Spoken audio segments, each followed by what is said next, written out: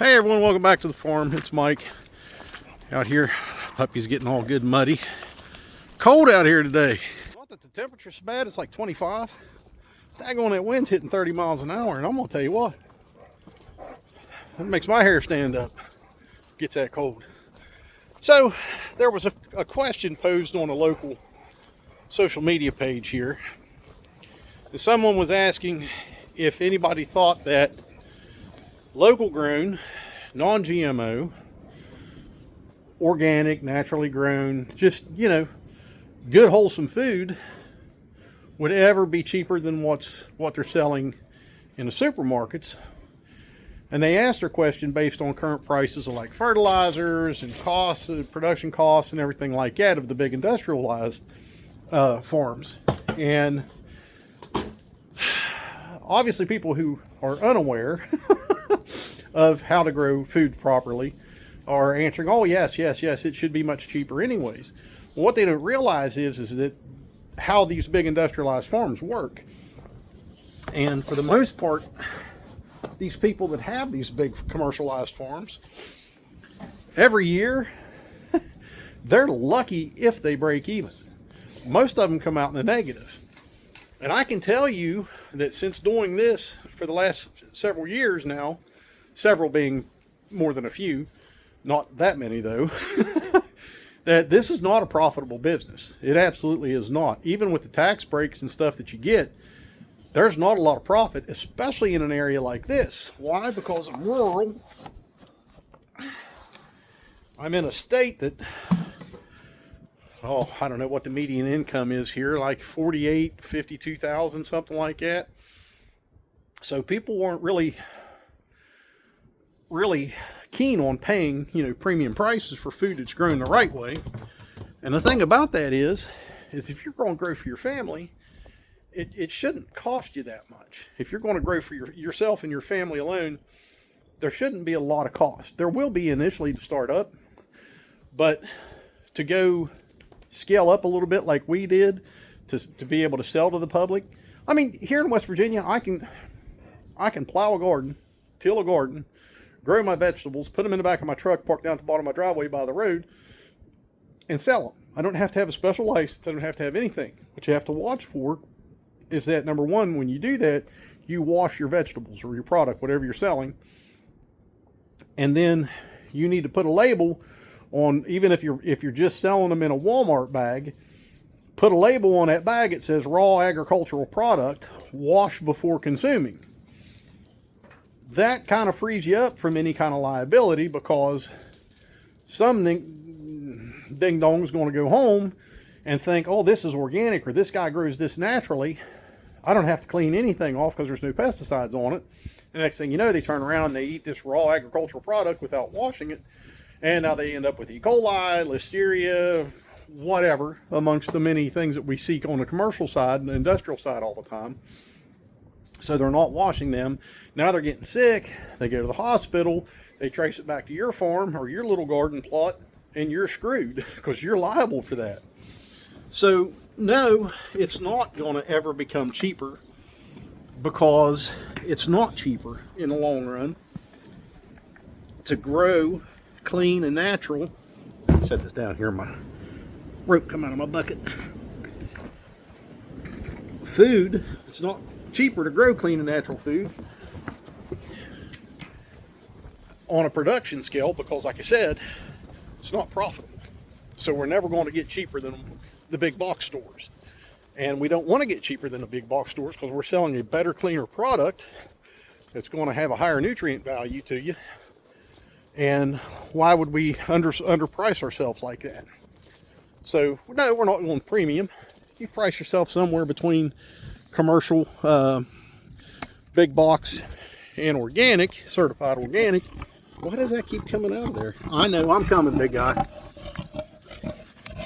And that way you maintain a little bit of a profit margin. All right, so I answered that person's question, and they followed up with several other questions as to, well, how do you do it? Well, it's not hard. I mean, there's a there's a world of information out there on YouTube. You can find this stuff out. It's not hard. Where do you get heirloom seeds at? Well, look on Mr. Google. Do your research. Ask the questions. And, you know, we keep what we call generational heirloom seeds because we started off with heirloom seeds, and then we harvest the seeds from our fruit and vegetable harvest and continue to grow from those seeds. That way, those plants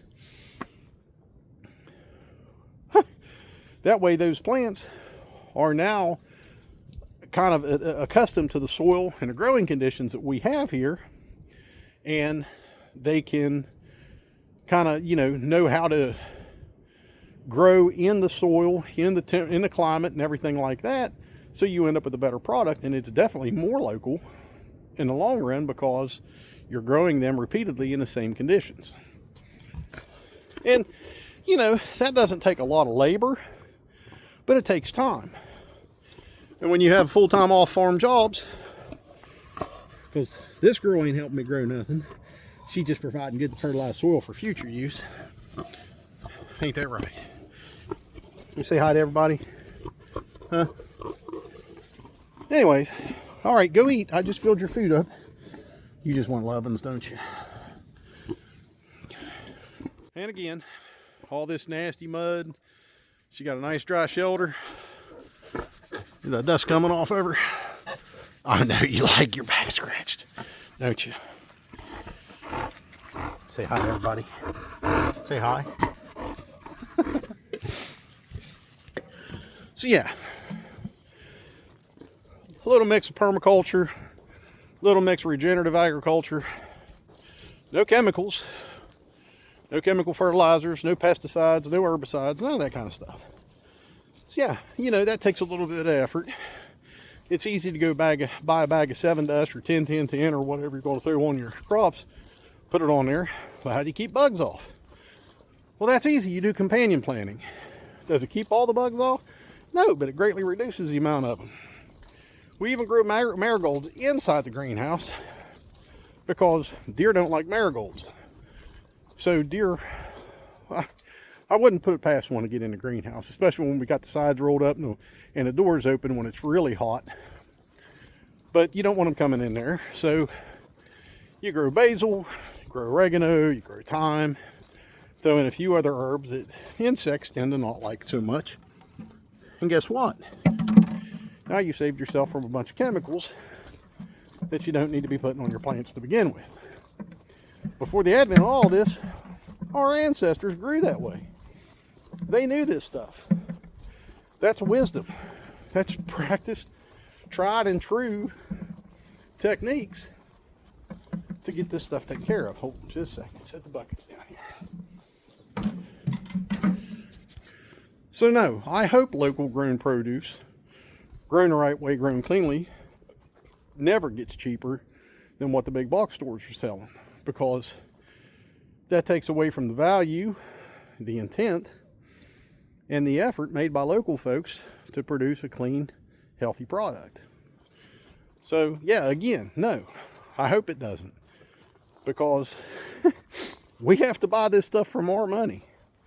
We have to reinvest in ourselves, in our farm, in our products, instead of just selling a mediocre, not healthy, highly likely not a safe product in the long run. We're putting out there what we're eating, what we're feeding our families to the general public. Let them know what a real tomato tastes like. Let them know what real cucumbers and real peppers, grown how they're supposed to be grown without chemicals and additives, taste like. I can tell you right now, our chickens taste a hell of a lot better than anything you're going to buy in a local big box store. Our eggs are more nutritious and taste a hell of a lot better than anything that you're going to buy, even the labeled pasture raised, free range, whatever, because we feed them good, clean feed. Our meat birds are on pasture, they're on grass, they're eating bugs, they're running around. You guys have seen these videos. If you haven't seen these videos, guess what? They're on my channel. Non-GMO feed, no antibiotics, no vaccines. Chicken, how chicken was supposed to be. Now, yes, we do have to keep them in a fenced-in area with electric netting to protect them from predation, not to protect them from anything else. So yeah, it takes a lot of effort. I have to buy the electric netting. I had to buy the materials and build the chicken tractors. I had to build the feeding station. All of that comes into play. Will I ever fully recoup my money on all that? Well, I can't say that I have yet. And this year, we didn't sell all of the chickens that we raised, so they're in our freezer that we're going to eat. I've already canceled my second round of chickens coming. I've got 60 birds coming in the spring in March that we're going to raise. We'll sell off what we want to sell, or what people want, but for the most part, we're going to have chickens left over, because we do every year, because people don't want to pay the extra price for clean, local raised, pasture raised, non-GMO, no antibiotics, no vaccine, because they think it's ridiculous. I get more laughing emojis when I posted that kind of stuff, because people think it's ridiculous to pay that much for chickens. Well, if that's what you're looking for and you don't want to pay that price, I can tell you it's more expensive to raise them. Every bag of non-GMO feed, no antibiotic feed, is $23 a 50-pound bag. Do you know how many bags of feed the 60 chickens eat every week? At least 2 of those. So if I'm going to recoup my money, not to mention the cost of the chickens, the cost of shipping has really went up because the Postal Service increased their rates. So now the shippers, the hatcheries, had to increase their shipping rates. They're no longer absorbing them.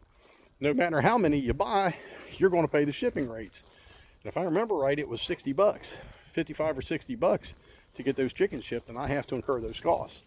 So I've already canceled my July order because we're scaling back on that area, focusing more here around the house, focusing more on the greenhouse and the growing around it on the outside this year. And this year I definitely really hope to get my wheat started, depending on if that's, and I don't know for sure the different varieties of wheat that I got, which is all ancient grains. I don't know if they're a winter wheat or summer wheat. That was my fault for not timing that appropriately. So yeah, scaling back, focusing more here locally around the house, the efforts here to grow more vegetables. The orchard is already established. The berry garden is already established. I want to focus more around the house, on the high tunnel, and what we're going to be growing there this year than I do any more animals. And like I said, that's just where I needed, what I should have done to begin with, rather than trying to scale up with each season and each week that a new thought popped in my brain. So no, locally grown, clean, naturally grown, pesticide free, chemical fertilizer free, herbicide free fruits and vegetables, they are not going to get cheaper. If they do, then I won't be selling anymore. So we'll just continue to consume what we grow on our own, share some with some local friends and family, and piss on the rest of it. All the money we've put out, all the time, all the labor, especially with full-time off-farm jobs, all that money and all that effort and all that time we put into it, that ain't worth discounting against Walmart and all the other big box stores, because there's no profit in it to begin with. So think about that next time you want clean, local food grown naturally, but you don't want to pay that extra price for it. You're not going to get what you want unless you grow it yourself. And you'll find out there's a lot more labor and time involved in it than planting 1,000 acres out in Iowa and doing the automated tractors, which a lot of them are now, and just spraying it with pesticides and herbicides and not worrying about it. Eventually you're going to find out that regardless of what the science says, that stuff ain't good for you. So when you're dying of multiple illnesses and several different types of cancer, you'll realize if you want to find the science, you got to find the money. Because if you find the money, you're going to find the science. Monsanto and all those other big companies, big ag, they ain't worried about your health. They're worried about profit over everything. All right, it's cold out here. I'm going inside. Get and stay prepared. Stay free. God bless y'all.